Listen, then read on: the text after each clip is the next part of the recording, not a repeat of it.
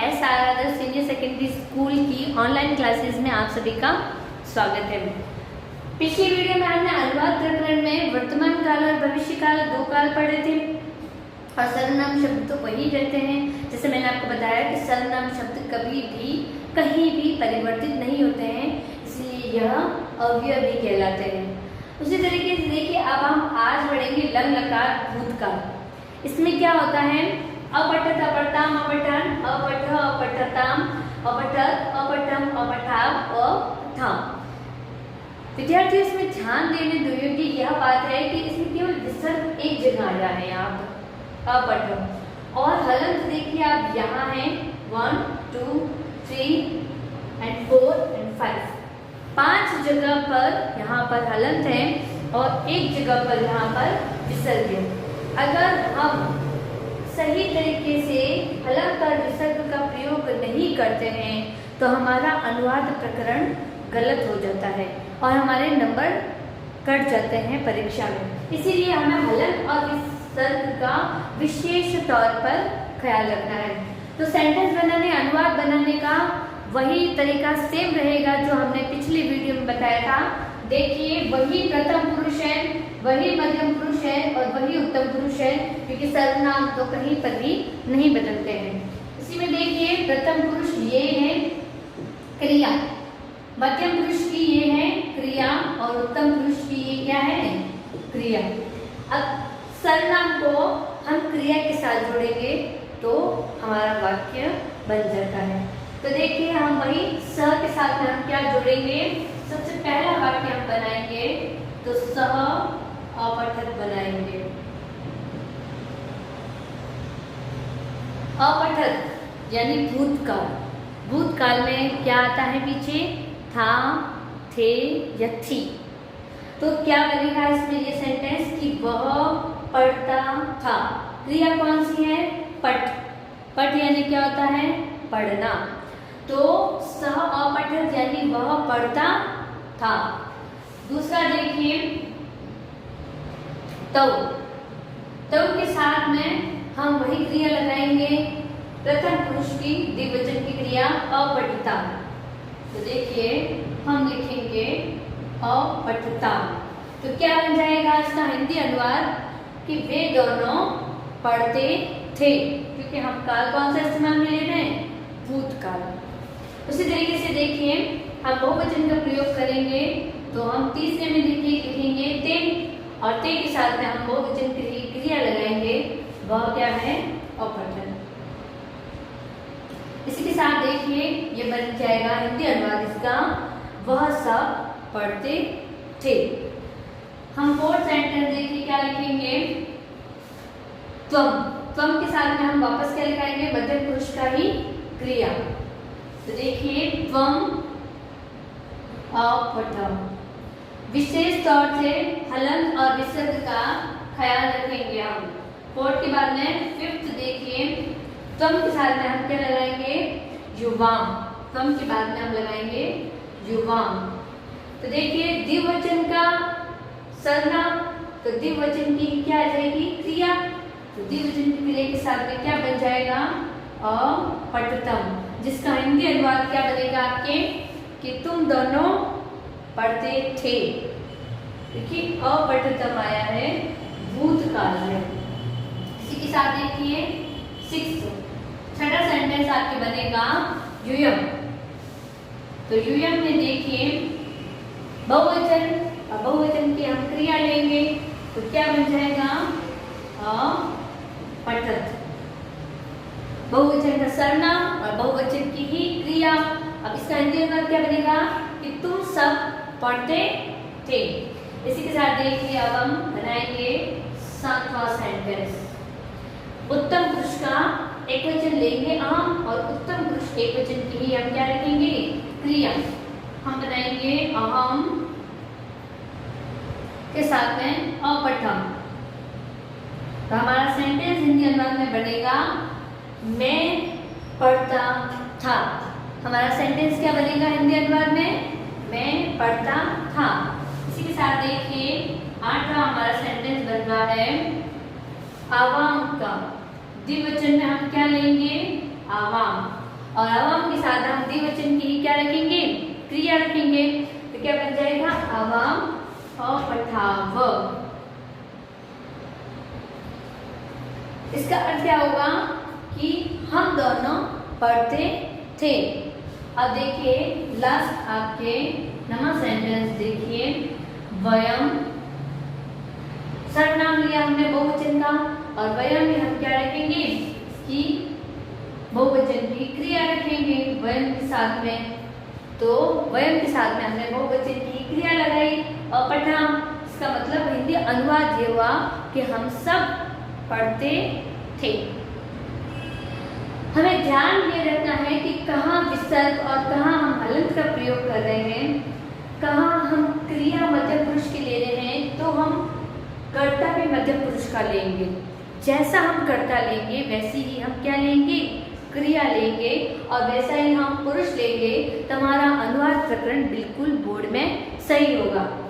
इसी तरीके से देखिए लंग लकार हमारा भूतकाल है, और भूतकाल हमारा था थे थी प्रयुक्त होता है। तो हम जितने भी भूतकाल के हमारे वाक्य बनेंगे उसमें हम अपठित अपठ्यम अपठन ही क्रिया लगाएंगे। इसमें देखिए आप क्रिया तो ये पट मैंने इस्तेमाल में ली है, गम धातु गच्छ होती है, तो ये इसी की तरह सेम रूप चलेंगे, अगच्छत अगच्छाम अगच्छन, अगच्छ अगच्छतम अगच्छत, अगच्छाम अगच्छाम अगच्छाम, सेम रूप चलेंगे। गच्छ यानी धातु उसमें गम होती है, और गम का मतलब होता है जाना, पढ़ का मतलब क्या होता है, पढ़ना। इसी के तरीके से देखिए हमारे लंग लकार और भूतकाल का आज ये हमने आपको अनुवाद प्रकरण किया है और समझाया है। लंग लकार भूतकाल के बाद में देखिए हम उसको आगे वैसे कंटिन्यू रखते हैं। विधिलिंग लकार, विधिलिंग लकार आपके किसके अर्थ में आता है, चाहिए अर्थ में। जैसे हमें कोई भी चीज चाहिए, जैसे हम एक अनुवाद बोलते हैं, वाक्य बोलते हैं कि तुम्हें पढ़ना चाहिए, हमें पढ़ना चाहिए, या उसे पढ़ना चाहिए। अब देखिए उसी के लिए आप कौन सा सर्वनाम यूज में लेंगे, सह यूज में लेंगे।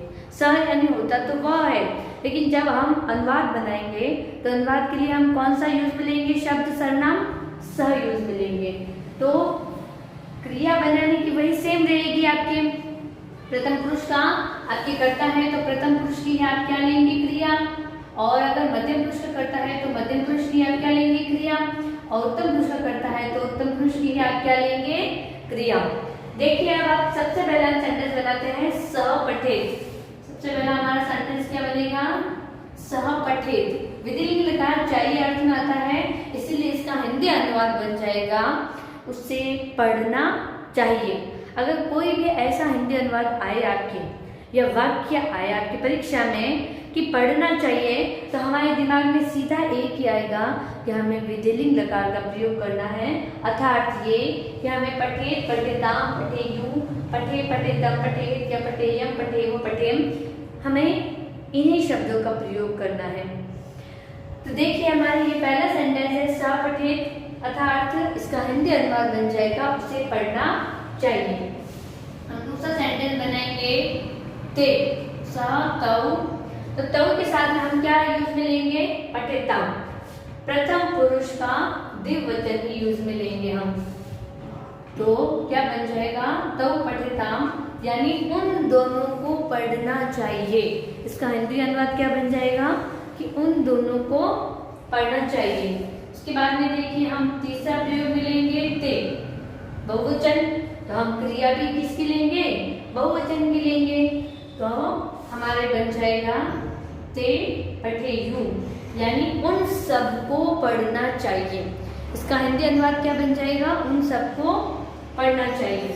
अब देखिए हम फोर्थ सेंटेंस बनाएंगे त्वम। त्वम के साथ में हम वही लेंगे मध्यम पुरुष का एक वचन, तो हम लिखेंगे त्वम पठे।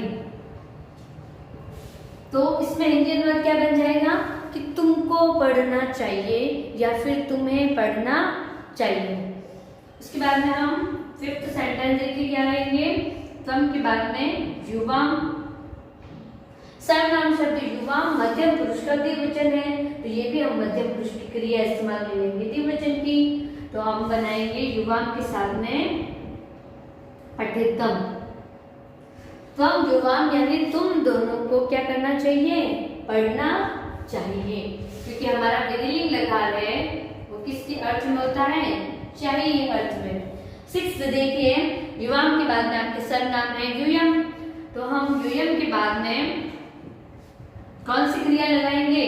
वही मध्यम पुरुष बहुवचन की क्रिया लगाएंगे, पठेत। और ये सेंटेंस बन जाएगा कि तुम सबको क्या करना चाहिए? पढ़ना चाहिए, क्योंकि हम क्रिया पठ धातु के इस्तेमाल में ले रहे हैं। ये धातु हम कौन सी इस्तेमाल में ले रहे हैं? पठ धातु यानी पढ़ना। उत्तम पुरुष में देखिए हम सेंटेंस बनाएंगे, हमारा सबका सेंटेंस ये बनेगा अहम। अहम के साथ में सर्वनाम के साथ में हम क्या युक्त लेंगे? क्रिया पठेयम। अब पठेयम तो हमारा अनुवाद, हिंदी अनुवाद इसका क्या बन जाएगा? मुझे पढ़ना चाहिए। अहम का सर्वनाम का वास्तविक शब्द अर्थ ये होता है मैं, लेकिन हम वाक्य के अनुसार इस क्रिया को, इस शब्द को इस्तेमाल में लेंगे। तो जब हम ये लिखेंगे कि अहम पठेयम, तो इसका हिंदी अनुवाद बन जाएगा मुझे पढ़ना चाहिए। मैं के इस्तेमाल के लिए भी हम अहम लेंगे, और मुझे इस्तेमाल के लिए भी, हम सब के लिए भी हम सर्वनाम कौन सा इस्तेमाल में लेंगे? अहम लेंगे। अब देखिए साका सेंटेंस हम बना रहे हैं आवाम के साथ में। आवाम यानी होता है हम दोनों। आवाम हमने लिया उत्तम पुरुष बहुवचन, तो उत्तम पुरुष बहुवचन की ही क्या लेंगे? क्रिया। तो हमारा सेंटेंस क्या बन जाएगा? पठे, यानी हम दोनों को पढ़ना चाहिए। और उसके बाद में 7वां, हमारे बाद में 8वां सेंटेंस देखिए हमारे आवाम के बाद में वयम का। वयम में क्या बन जाएगा? हमारे उत्तम पुरुष का है, तो उत्तम पुरुष के बाद में बहुवचन की क्रिया है, तो बहुवचन का ही हमारा क्या बनेगा? क्रिया बनेगी। वयम के साथ हम क्या लिखेंगे? पठेम। वयम यानी होता है हम सब। वयम यानी होता है हम सब, तो हम सबको क्या करना चाहिए? पढ़ना चाहिए। तो विधिलिंग लकार हमें खास तौर से अनुवाद प्रकरण हमें बनाते वक्त हमें चारों पांचों हमारे लकार हैं, हमें उनका हिंदी आनी चाहिए कि लट लकार वर्तमान काल के लिए प्रयुक्त होता है, तो विधिलिंग लकार हमारे चाहिए अर्थ में प्रयुक्त होता है, तो लंग लकार भूतकाल में प्रयुक्त होता है, तो लिट लकार हमारे से भविष्य काल में प्रयुक्त होता है। अगर हमें इसकी हिंदी अनुवाद नहीं आएगा कि कौन सा काल हमारे कहाँ प्रयुक्त हो रहा है, तो हम अपने अनुवाद प्रकरण को सही तरीके से नहीं बना पाएंगे। तो उसके बाद में हम विधिलिंग लकार के बाद में हम पढ़ेंगे आपके लोट लकार। लोट लकार यानी लोट लकार मतलब हमारे अज्ञार्थक काल। लोट लकार आज्ञा देने के अर्थ में प्रयुक्त होता है। जैसे हम एक वाक्य लेंगे, तुम पढ़ो, तो तुम पढ़ो अर्थात गुरु ने शिष्य को आज्ञा दी कि तुम पढ़ो, तो हम इसमें हिंदी अनुवाद को देखकर हमें पता लगाना पड़ेगा इसमें कौन सा लकार है, और हमें खुद ही उसमें लोट लकार की क्रिया इस्तेमाल में करनी पड़ेगी। लोट लकार में पट्टू पट्टा, पठंतु पट, पट्टम पटत, पठानी पठाव पठा, इसमें विसर्ग कहीं नहीं है आपके, और हलंत 1, 2 और 3 जगह प्रयुक्त हुए हैं। बनाने का वाक्य क्रिया वही सेम आपके रहेगा कि ये प्रथम पुरुष है, ये मध्यम पुरुष है, और ये आपके उत्तम पुरुष है। देखिए पहला वाक्य में बना रही हूँ वाक्य सह पठतु। सह पठतु यानी वह पढ़े। सह पठतु यानी इसका हिंदी अनुवाद क्या बन जाएगा? वह पढ़े। दूसरा आपके बन रहा है तौ पठता, यानी वे दोनों क्या करें? पढ़े।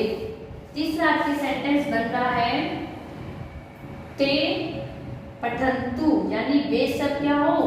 पढ़े। ते वही बहुवचन का है, और हमने क्रिया भी किसके लिए है? बहुवचन के लिए। फोर्थ सेंटेंस हमारा देखिए त्वम। त्वम के साथ हम मध्यम पुरुष की एकवचन क्रिया इस्तेमाल में लेंगे, तो त्वम पठ, यानी तुम क्या करो? पढ़ो। इसी तरीके से देखिए हमारा फोर्थ के बाद में फिफ्थ है हमारे युवा। युवा हमारा सर्वनाम है मध्यम पुरुष द्विवचन का, तो मध्यम पुरुष द्विवचन लेंगे पठतम।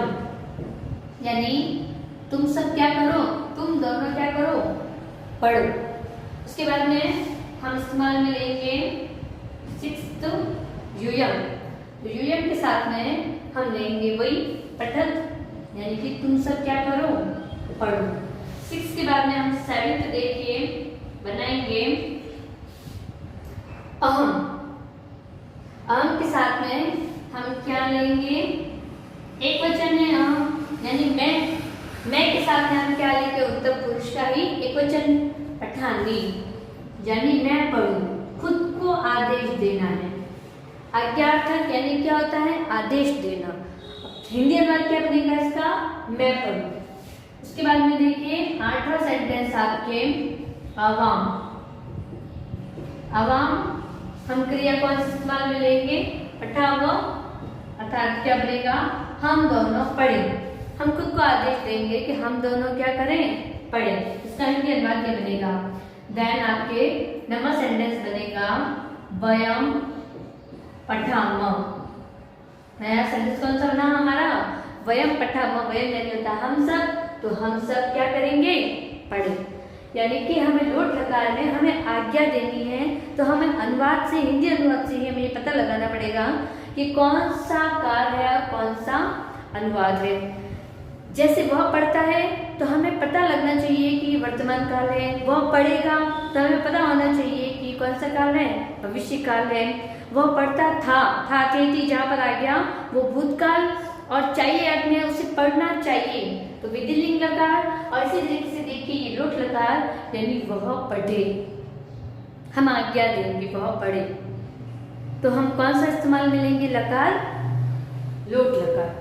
ये 5 हमारे लकार हैं और इसी के साथ ही हमारा अनुवाद प्रकरण पूरा होता है।